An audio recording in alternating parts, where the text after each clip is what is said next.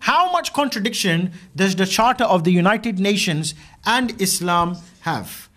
We take what Abdullah ibn Abbas, he said, because he is Sahabi, from the greatest of the Mufassirin. He said to take jizya from the Ahlul Kitab. Completely contradicts, my dear brothers, the articles of the United Nations. Article 2, paragraph 1 says the organization is based on principle of sovereignty and of equality to all of its members. Equality to all of its members. Is there such a thing in Islam? Is there equality of faith?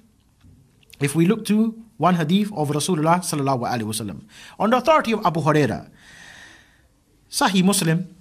So no Sunni Muslim can really argue against Sahih Muslim or Sahih Bukhari. Rasulullah said, don't greet the Jews and the Christians before they greet you, and when you meet any of them on the roads, force them to go on the narrow side of it.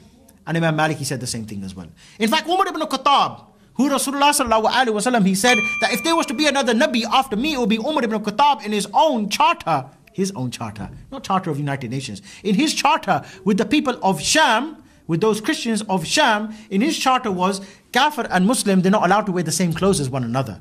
If the Muslim, he comes out on the day of Eid and he sees kafir with nice clothes, the kafir has to take his clothes off and give it to the Muslims. The kafir, when he walks inside the street, he has to wear a red belt around his neck, and he has to have his forehead shaved, and he has to wear two shoes which are different from one another. He's not allowed to, and he's not allowed to walk on the pavement. He has to walk in the middle of the road, and he has to ride on a mule. And that's only for the adults, not for the children. And you can see how Islam would make the child become a Muslim. The kafir, or the child growing up in a state of kufr, he will turn to Islam. Why? Because the child will be walking along with his dad. He said, Dad, yeah, why you got your forehead shaved? I don't know whether these Muslims, they make me do it. Why you got to walk? Why can't you ride the animal? Like the Muslims, they ride the animal like this. Why are you walking with both legs dangling on the side of the donkey? Why is it every time the Muslim comes to you, he asks you for your clothes, you give it? Why is it every time he tells you to get down from the horse, you have to take it? And not only that, he said the kuffar, they can have their churches. They can have their churches, but they're not allowed to ring the bell. And if a Muslim, he's walking by, let's say, for example, a Muslim's been on Edgware Road, for example. He's had some nice shisha, some nice steak, no hubble bubble, we don't deal with anything like that. And he's walking along and he's rubbing his belly and he's like, oh man, I don't want to upset my wife tonight. What he can do, he can go to the church, knock on the door, John, let me in. Okay, no problem. John has to put up Abdul Ghafoor for the night. Abdul Ghafoor with his big belly, having his nice kebab.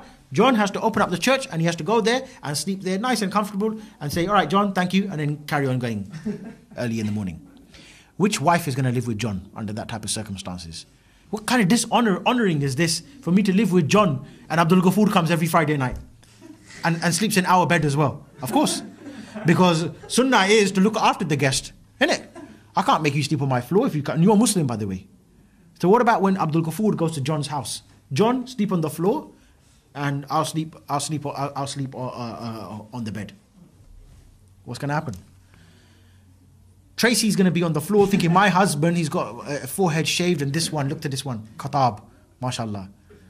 Which one's more attractive? We're not gay, but I'm just saying. A man with his forehead shaved and one belt around his neck and two different colored shoes, or Amir Khattab.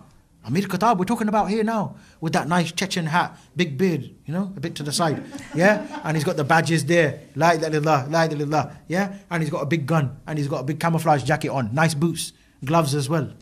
Even if he's got a couple of fingers missing, still looks attractive, yeah? What's Tracy gonna do? John's in for a problem. He just let him in for a kebab, he lost his own wife as well. So everyone's going to become Muslim. That is, my dear brothers, the Islamic State.